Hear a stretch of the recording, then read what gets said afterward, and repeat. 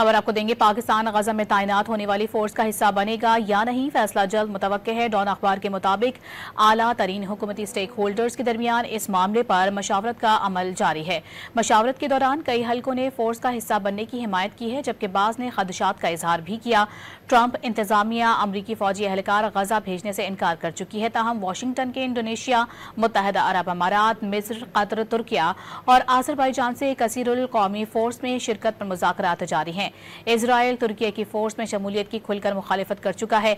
Israeli media के मुताबिक Israeli parliament की खारजा उमूर और दिफाई कमेटी के अरकान को गुज़िश्ता हफ्ते बंद कमरा ब्रीफिंग में बताया गया है कि फोर्स इंडोनेशिया, आजरबाईजान और पाकिस्तान के फौजियों पर मुश्तमिल होगी।